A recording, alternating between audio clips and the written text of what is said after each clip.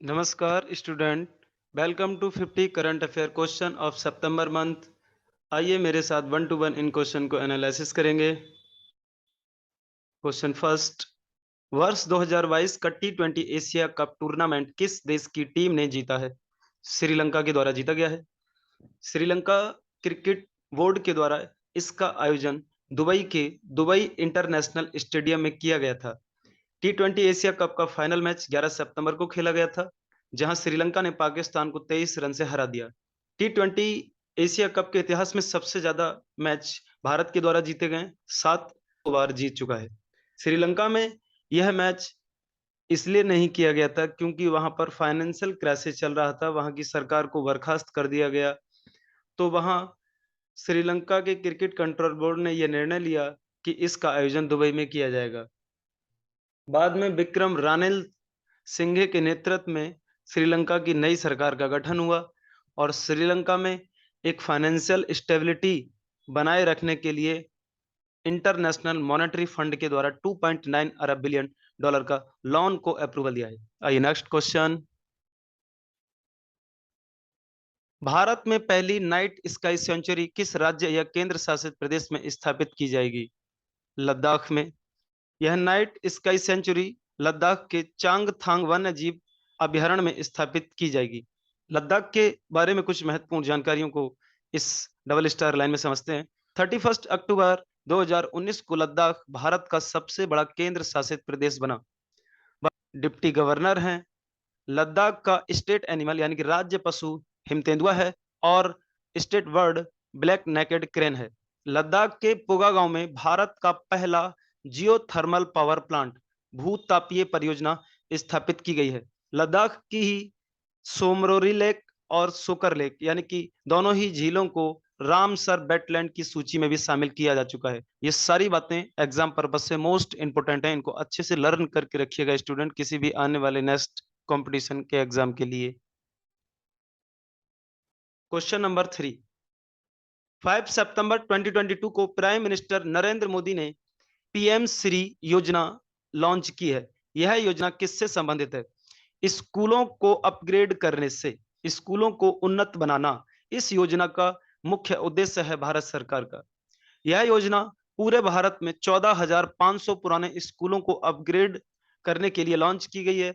जैसे कि उन स्कूलों को स्मार्ट क्लास में बदला जाएगा, स्मार्ट आवश्यकताएं यानी बेसिक इंफ्रास्ट्रक्चर को कंप्लीट किया जाएगा, जैसे पानी की बेहतर सुविधा हो, पीने वाले पानी के लिए बेहतर इंतजाम किए जाएंगे। पीएम श्री योजना की फुल फॉर्म है बच्चों prime minister school for rising India. Next question, question number 4, हाल ही में परिवर्तित किए गए नौसेना झंडा में किस आदर्श वाक्य को शामिल किया गया है? श नो वरुणा। स नो वरुणा यह आइडियल सेंटेंस है जिसे प्रधानमंत्री के द्वारा इंडियन नेवी के नए फ्लैग में शामिल किया गया है। 2 सितंबर को प्रधानमंत्री मोदी ने स्वदेशी रूप से निर्मित भारत के पहले एयरक्राफ्ट कैरियर आईएनएस विक्रांत को देश को समर्पित किया। इसका निर्माण कोचीन शिपयार्ड लिमिटेड के द्वारा किया गया था। इसी दौरान प्रधानमंत्री नरेंद्र मोदी ने भारतीय नौसेना के झंडा में रेड सेंट जॉर्ज क्रॉस को भी हटा दिया और छत्रपति शिवाजी के अष्टभुज प्रतीक को इसमें शामिल किया। इसी अष्टभुज प्रतीक के अंतर्गत ये है बच्चों old flag of Indian navy, जिसमें ये रेड कलर का सेंट जॉर्ज क्रॉस था जिसको अब हटा दिया गया। ये है अब भारतीय नेवी का नया झंडा वाला एक प्रतीक था जिसको शामिल किया गया है। इसके अंदर यहाँ पर शानो वर्णो आइडियल सेंटेंस को भी लिखा गया है। आइए next question, question number 5, world population review report के अकॉर्डिंग भारत किस देश को पीछे छोड़ते हुए विश्व की 5वीं अर्थव्यवस्था बन गया है? तो ब्रिटेन और फ्रांस को पीछे छोड़ा है भारत ने, अभी इस रिपोर्ट में ऐसा बताया गया है। अमेरिका के research institution world population review ने अपनी एक हालिया रिपोर्ट में कहा कि इंडिया ब्रिटेन और फ्रांस को पीछे छोड़ते हुए वर्ल्ड की 5th लार्जेस्ट इकोनॉमी वाला कंट्री बन गया है। According to this report India की टोटल जीडीपी करंट में 2940 अरब डॉलर है। इस रिपोर्ट के अकॉर्डिंग इंडिया का सर्विस सेक्टर दुनिया में सबसे तेजी से ग्रोथ करने वाला सेक्टर है। यह देश की अर्थव्यवस्था में 60% योगदान देती है। इसी रिपोर्ट के बाद में भारत के एसबीआई कॉमर्शियल बैंक के द्वारा एक रिपोर्ट और पब्लिश की गई थी जिसमें यह बताया गया था कि 2029 तक भारत विश्व की तीसरी बड़ी अर्थव्यवस्था वाला कंट्री बन जाएगा। आइए next question, question number 6। Engineering, science and technology में महिलाओं की भागीदारी के लिए भारत सरकार ने किस पहल की शुरुआत की है? आई स्टीम। आई स्टीम का मतलब होता है the Indian science technology and engineering facilities map. 5 सितंबर 2022 को गवर्नमेंट ऑफ इंडिया के प्रिंसिपल साइंटिफिक एडवाइजर ऑफिस से इस पहल की शुरुआत की गई थी। नेक्स्ट क्वेश्चन, यूएनडब्ल्यूटीओ ने वर्ष 2023 के लिए भारत के किस स्टेट को संस्कृति के लिए सर्वश्रेष्ठ गंतव्य यानी कि बेस्ट डेस्टिनेशन फॉर कल्चर राज्य घोषित किया? पश्चिम बंगाल को। यूएनडब्ल्यूटीओ जो है बच्चों, इसे बोलते हैं United Nation World Tourism Organization. ये यूएनओ और यूनेस्को की गाइडलाइन को फॉलो करता है और उसी गाइडलाइन को फॉलो करते हुए इसके द्वारा भारत के राज्य पश्चिम बंगाल को संस्कृति के लिए सबसे अच्छा स्थान के रूप में चुना गया और इसके लिए पश्चिम बंगाल को अंतरराष्ट्रीय यात्रा पुरस्कार वर्ल्ड ट्रैवल अवार्ड 2023 से भी सम्मानित किया जाएगा। यह पुरस्कार पश्चिम बंगाल को मार्च 2023 में जर्मन की राजधानी बर्लिन में दिया जाएगा। नेक्स्ट क्वेश्चन, भारत के कितने शहरों को यूनेस्को ने global network of learning city की लिस्ट में शामिल किया है? 3 सिटी, और वो 3 सिटी है नीलांबुर जो केरल राज्य में है, त्रिशूर और वारंगल दोनों ही कर्नाटक राज्य में है। स्टूडेंट, यहाँ यूनेस्को के बारे में कुछ शॉर्ट नॉलेज है, ये इसको समझेंगे जरा। यूनेस्को की स्थापना 1946 में हुई थी। इसका हेडक्वार्टर फ्रांस की राजधानी पेरिस में है और करंट में यूनेस्को के कंट्री मेंबर 195 हैं। यूनेस्को की फुल फॉर्म होती है United Nations Educational, Scientific and Cultural Organization. समय समय पर यूनेस्को ने भारत के अन्य शहरों को भी अपनी लिस्ट में जगह दी है। जैसे 2018 में अहमदाबाद को यूनेस्को का वर्ल्ड हेरिटेज सिटी को लिस्ट में शामिल किया गया था, जबकि जयपुर को यूनेस्को का सिटी ऑफ हेरिटेज लिस्ट में शामिल किया गया और श्रीनगर को यूनेस्को ने शिल्प तथा लोक कलाओं के शहर की लिस्ट में शामिल किया है। तो ये 3 सिटी पहले यूनेस्को अलग अलग टाइप की लिस्ट में इंक्लूड कर चुका है। आइए क्वेश्चन नंबर 9। देश में सर्वाइकल कैंसर की रोकथाम के लिए स्वदेशी रूप से निर्मित पहली वैक्सीन को मंजूरी दी गई है। यह वैक्सीन है QHPV वैक्सीन। महिलाओं में होने वाली सर्वाइकल कैंसर जो ब्रेस्ट कैंसर होता है की समस्या को रोकने के लिए सीरम इंस्टीट्यूट के द्वारा QHPV वैक्सीन का निर्माण किया गया है। यानी कि इस वैक्सीन का निर्माण सीरम इंस्टीट्यूट ऑफ इंडिया ने किया है। इसको बहुत अच्छे से याद रखना है। इसके अधिक निर्माण के लिए 12 जुलाई 2022 को DCGI द्वारा मंजूरी दी गई है। भारत में जब भी कोई नई वैक्सीन बनती है तो उसे सबसे पहले अप्रूवल दिया जाता है DCGI के द्वारा, यानी कि drugs controller general of India के द्वारा।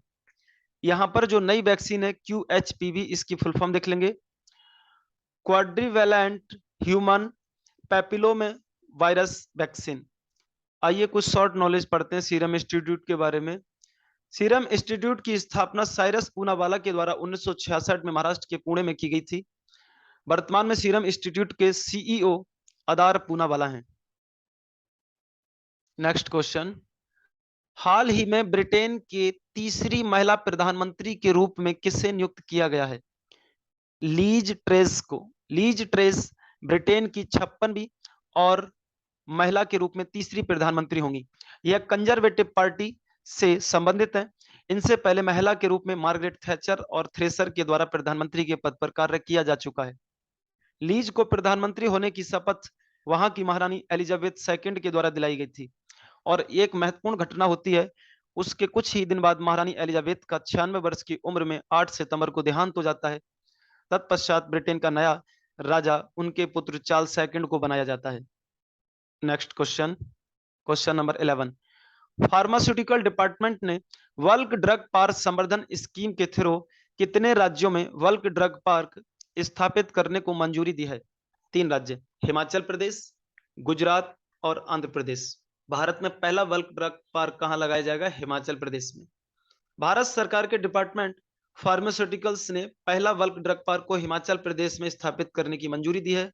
ये बल्क ड्रग पार्क जो होता है इसमें दवाइयों के कच्चे माल यानी रॉ मटेरियल को तैयार किया जाएगा, जिससे सक्रिय दवा सामग्री एक्टिव फार्मास्यूटिकल इंग्रेडिएंट API का अधिक से अधिक निर्माण होगा और API जो भारत चीन पर निर्भर है उसकी निर्भरता भी घटेगी। देखिए हमारे यहाँ दवाइयों का मैन्युफैक्चरिंग होता है, लेकिन दवाइयों का जो बेसिक फार्मूला होता है, रॉ मटेरियल होता है, वो नहीं है।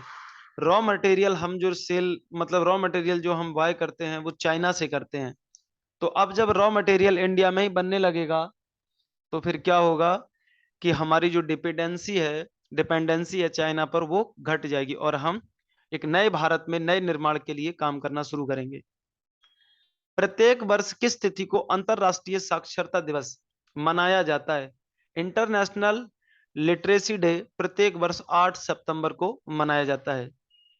वर्ष 2022 के अंतरराष्ट्रीय साक्षरता दिवस की जो थीम है वो है ट्रांसफॉर्मिंग लिटरेसी लर्निंग स्पेस। वर्ष 1965 में यूनेस्को ने 8 सितंबर को अंतरराष्ट्रीय साक्षरता दिवस मनाने की घोषणा की थी। पहला अंतरराष्ट्रीय साक्षरता दिवस 8 सितंबर 1966 को मनाया गया था। इसकी थीम बहुत इंपॉर्टेंट होगी स्टूडेंट, इसको अच्छे से लर्न करके रखिएगा। आइए नेक्स्ट क्वेश्चन। स्विट्जरलैंड में हुए ज्यूरिख डायमंड लीग ट्रॉफी को फाइनल जीतने वाले पहले भारतीय खिलाड़ी कौन है? नीरज चोपड़ा। नीरज चोपड़ा ने भारत के इतिहास में पहली बार ज्यूरिख डायमंड लीग ट्रॉफी को जीता है, जैसे कि ये इनके हाथ में आप देख रहे हैं, और जीतने के बाद बड़े ही खुश नजर आ रहे हैं। आइए क्वेश्चन नंबर 14। बिहार के मुख्यमंत्री नीतीश कुमार ने किस नदी पर भारत के सबसे बड़े रबर डैम का उद्घाटन किया है? फाल्गु नदी पर। इस बांध का नाम गयाजी बांध भी है। इसकी कुल लंबाई 411 मीटर और ऊंचाई 3 मीटर है। फाल्गु नदी झारखंड के पलामू की पहाड़ियों से निकलती है और गया से होते हुए गंगा नदी में मिल जाती है। तो इंपॉर्टेंट क्वेश्चन फिर मिल गया हमको यहाँ पर कि गया किस नदी किनारे है? फाल्गु नदी किनारे। गया वही स्थान है जहां गौतम बुद्ध को निर्वाण की प्राप्ति हुई थी, ज्ञान की प्राप्ति हुई थी। Question number 15। यूएस ओपन यानी अमेरिकी ओपन 2022 टेनिस टूर्नामेंट में पुरुष एकल का खिताब किसके द्वारा जीता गया है? कार्लोस अल्काराज ने यह अवार्ड जीता है, जो कि स्पेन के निवासी हैं। यह खिताब इन्होंने फाइनल में नॉर्वे के कैस्पर रूड को हराकर जीता है। यूएस ओपन 2022 में महिला एकल का खिताब पोलैंड की ईगा स्विटेक ने जीता है, जिन्होंने अपने प्रतिद्वंद में ट्यूनेशिया की ओंस जबूरा को हरा दिया। Next question. 2022 का यूएस ओपन टेनिस टूर्नामेंट में महिला एकल का खिताब किसके द्वारा जीता गया? तो यूएस ओपन टेनिस टूर्नामेंट में वुमेन सिंगल का अवार्ड ईगा स्विटेक ने जीता है।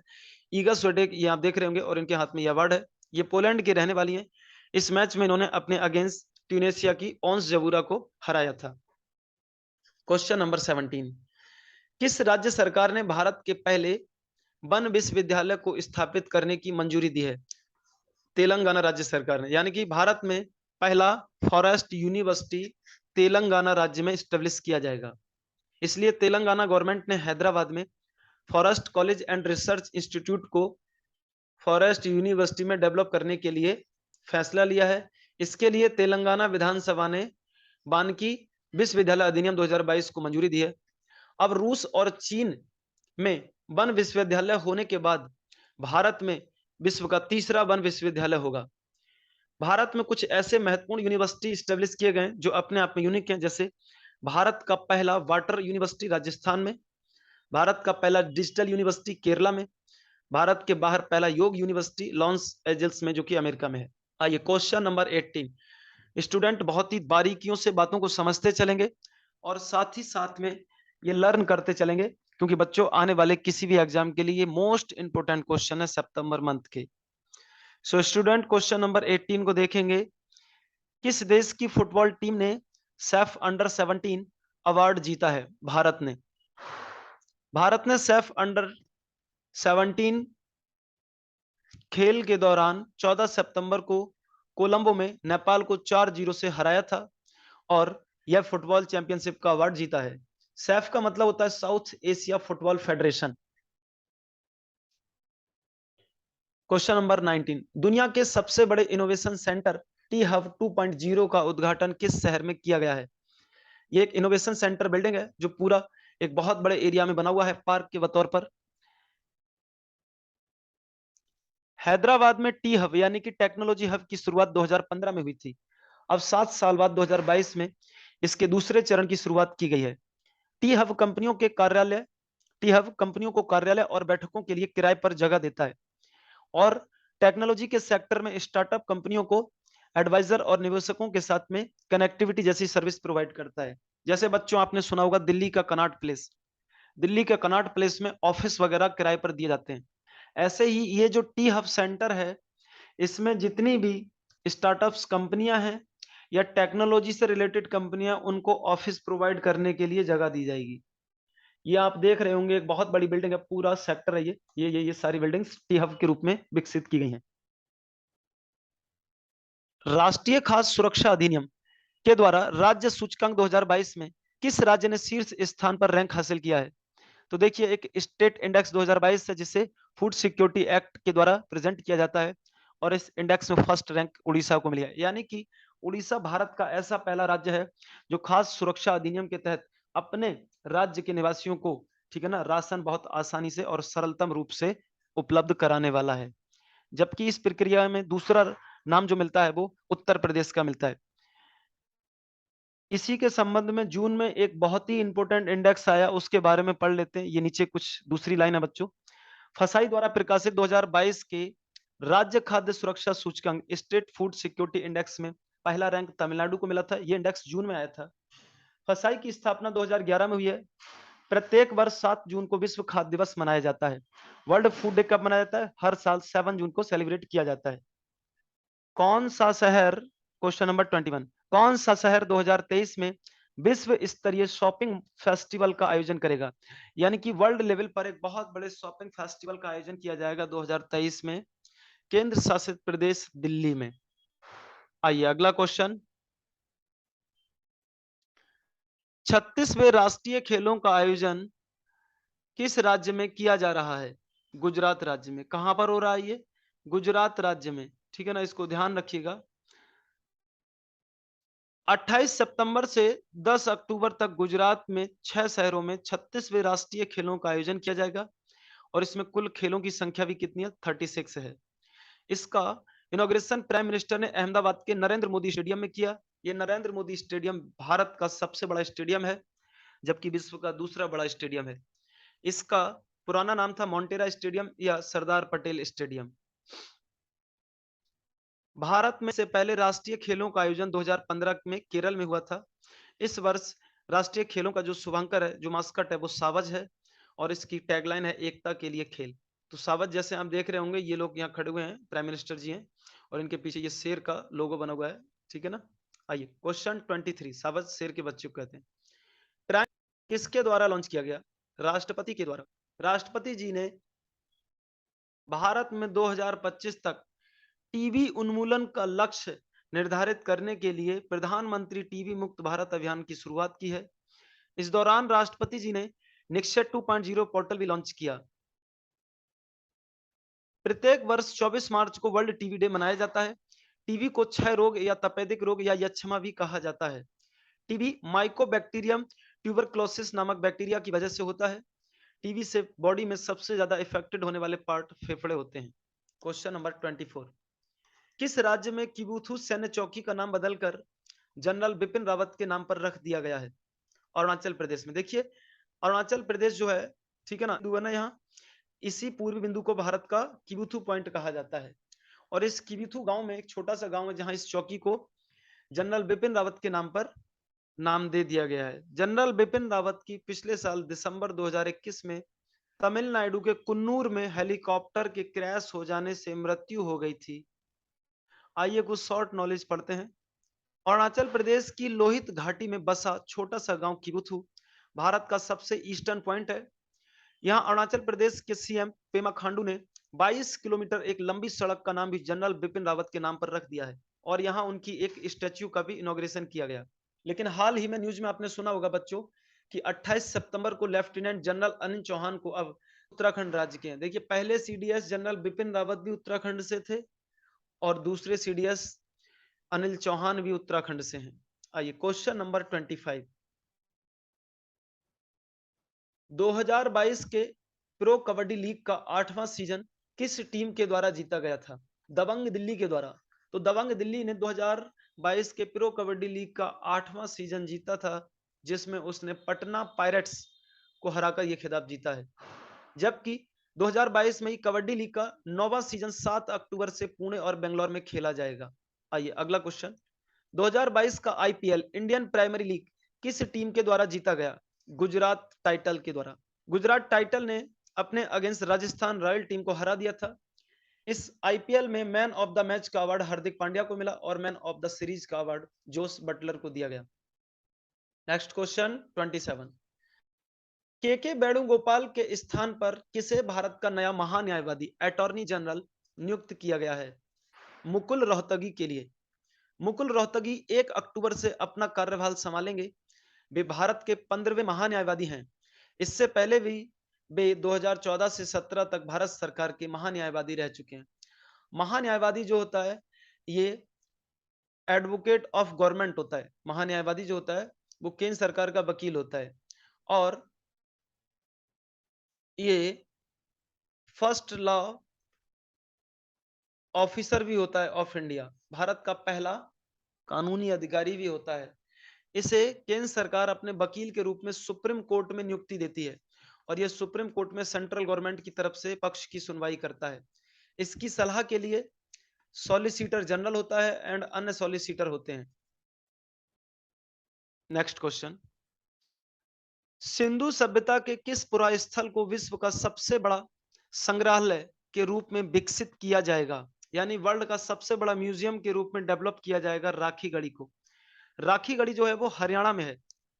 भारत में सिंधु सभ्यता का सबसे बड़ा पुरास्थल राखीगढ़ी है जिसकी खोज अरेंद्र नाथ के द्वारा की गई थी। इसे संग्रहालय में विकसित करने के लिए केंद्र सरकार ने बजट 2020 में घोषणा की थी। देखिए जो 2020 का बजट था उसमें भारत के 5 सिटी को म्यूजियम में कन्वर्ट करने का अनाउंसमेंट किया था जिसमें ये पहला है राखीगढ़ी। आइए नेक्स्ट क्वेश्चन, समुद्री पर्यटन को बढ़ावा देने के लिए ग्रीन फिंस हब किसके द्वारा लॉन्च किया गया है? तो ग्रीन फिंस हब जो लॉन्च किया गया है वो यूएनईपी के द्वारा लॉन्च किया गया है। यानी कि यूएनईपी का मतलब होता है यूनाइटेड नेशन एनवायरमेंट प्रोग्राम।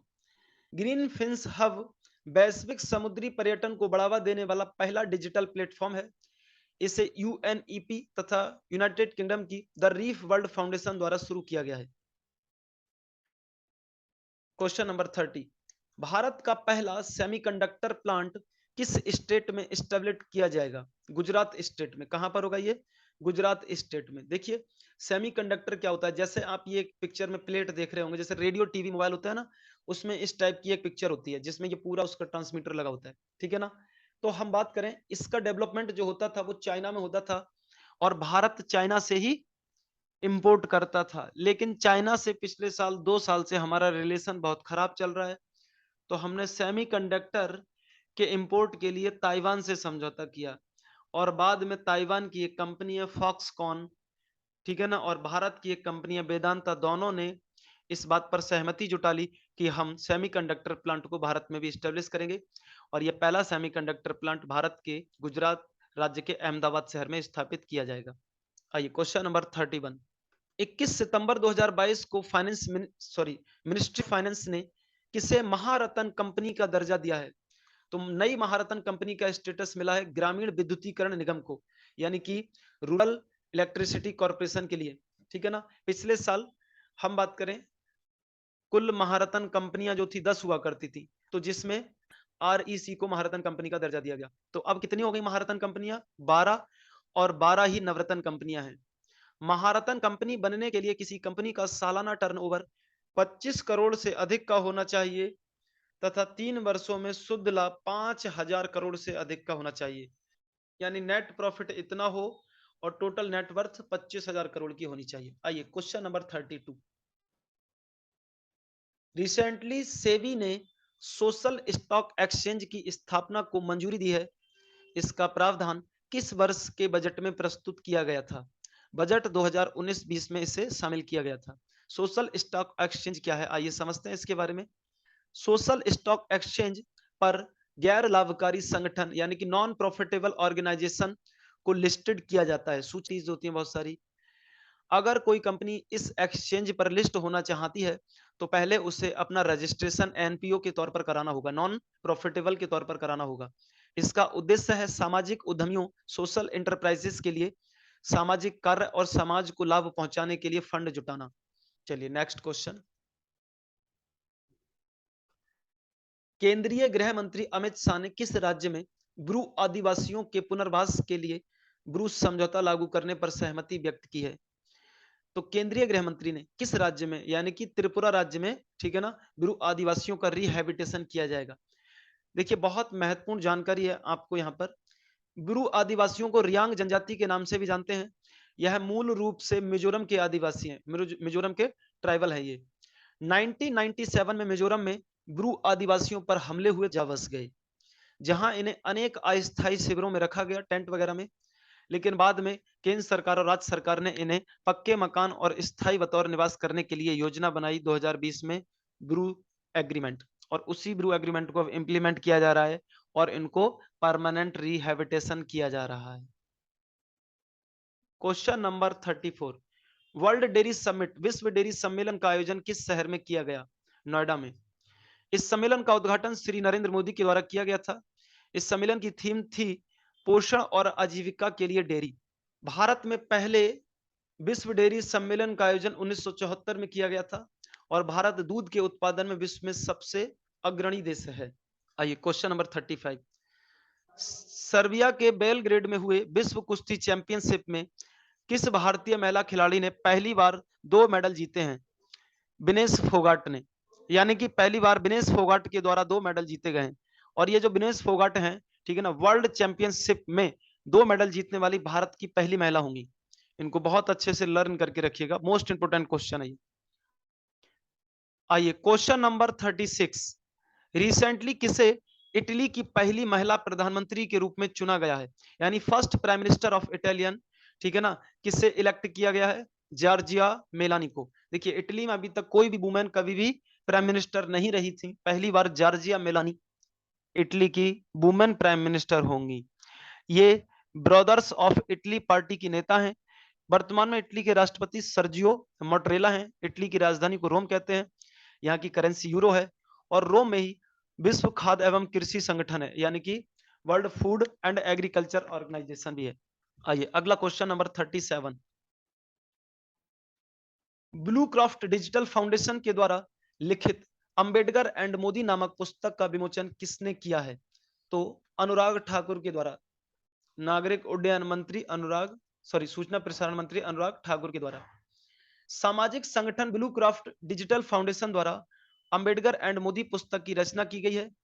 इस पुस्तक की प्रस्तावना को राज्यसभा सांसद सदस्य इलियाराज के द्वारा लिखा गया है। इस पुस्तक का ठाकुर के द्वारा किया गया था। आइए question number 38, mind masters winning lessons for championships life नामक पुस्तक किसके द्वारा लिखी गई ऑटोबायोग्राफी है? तो यह ऑटोबायोग्राफी जो लिखी गई है विश्वनाथ आनंद के द्वारा लिखी गई बुक है और बहुत इंपॉर्टेंट बुक होगी ये, क्योंकि विश्वनाथ आनंद इस साल बहुत न्यूज में रहे हैं। कैसे रहे हैं देखिए, विश्वनाथ आनंद भारत के पहले ग्रैंड मास्टर हैं। 1988 में ये first grand master of India बने थे। इन्हें 1991 में पहला राजीव गांधी खेल रत्न पुरस्कार से भी सम्मानित किया गया था और 2022 में इन्हें अंतरराष्ट्रीय शतरंज महासंघ का डिप्टी चेयरमैन भी बना दिया गया है। आइए नेक्स्ट क्वेश्चन,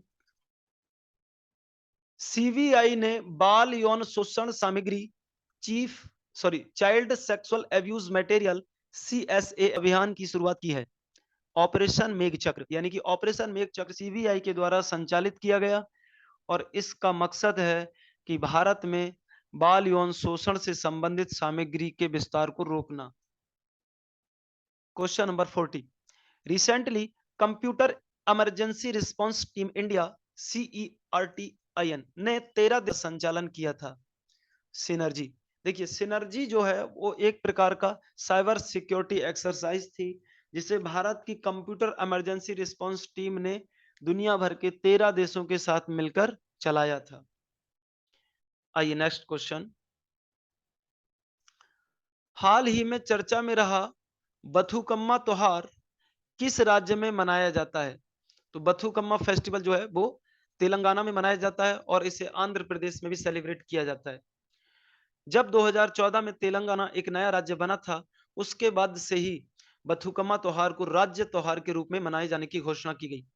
यह नवरात्रि की तरह ही 9 दिन का महत्वपूर्ण त्योहार होता है, जबकि एक अन्य त्योहार बोनालू भी तेलंगाना का बहुत महत्वपूर्ण त्योहार है, बोनालू। आइए क्वेश्चन नंबर नेक्स्ट 42, राष्ट्रीय महिला आयोग की पहली अध्यक्ष जयंती पटनायक का 90 वर्ष की उम्र में निधन हो गया। वे किस राज्य की थी? ओडिशा की।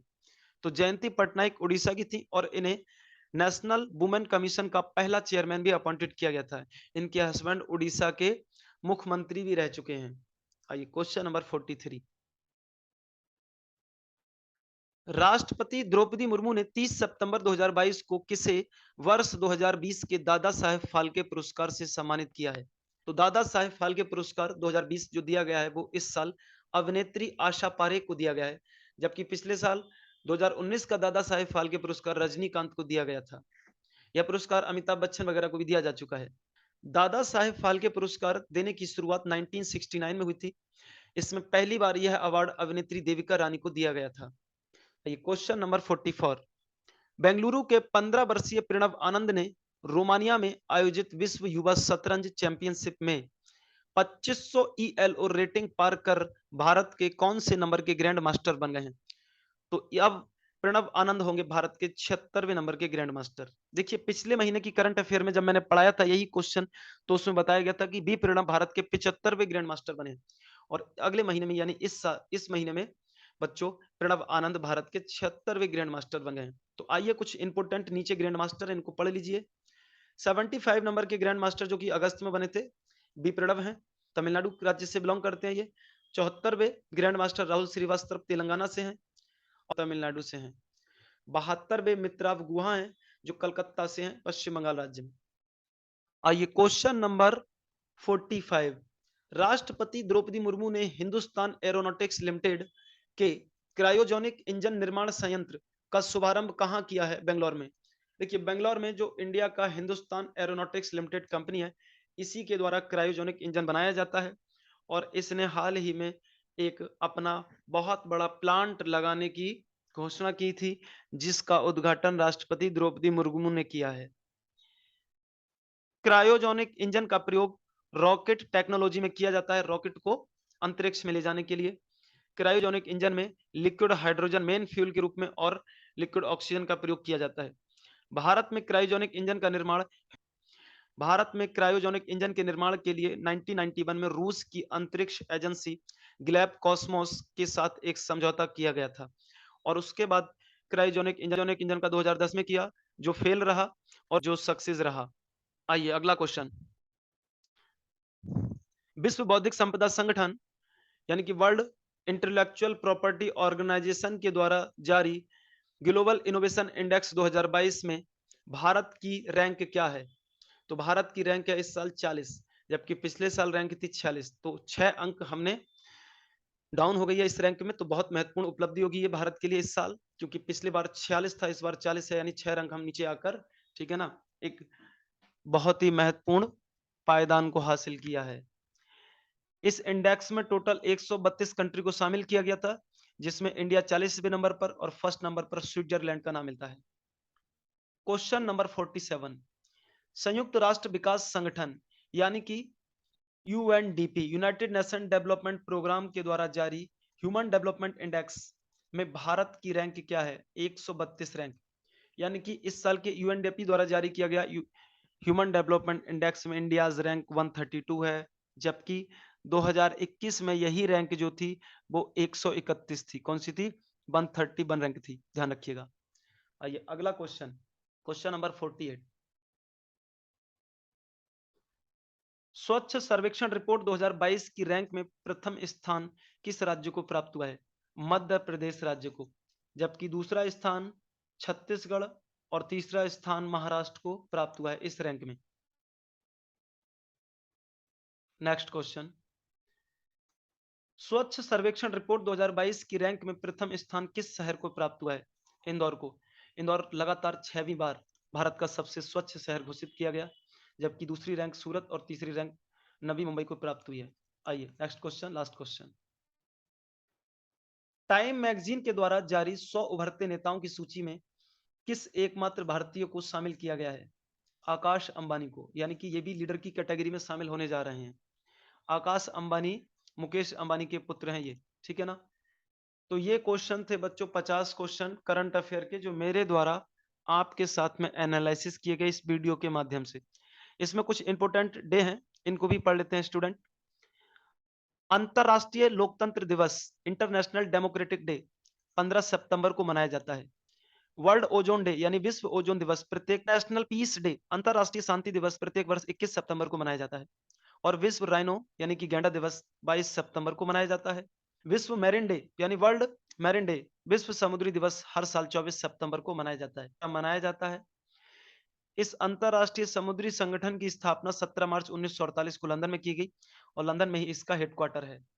वर्ल्ड टूरिज्म डे यानी कि विश्व पर्यटन दिवस प्रत्येक वर्ष 27 सितंबर को मनाया जाता है। और वर्ल्ड हार्ट डे यानी विश्व हृदय दिवस प्रत्येक साल 29 सितंबर को मनाया जाता है। स्टूडेंट, ये थे 50 क्वेश्चन मेरे द्वारा आपको एनालिसिस किए गए इस वीडियो के माध्यम से। इसका आपको पीडीएफ मिल जाएगा मेरे Telegram channel Sunil sir GS world पर। आप वहां से इसका पीडीएफ डाउनलोड कर सकते हैं। So thank you student.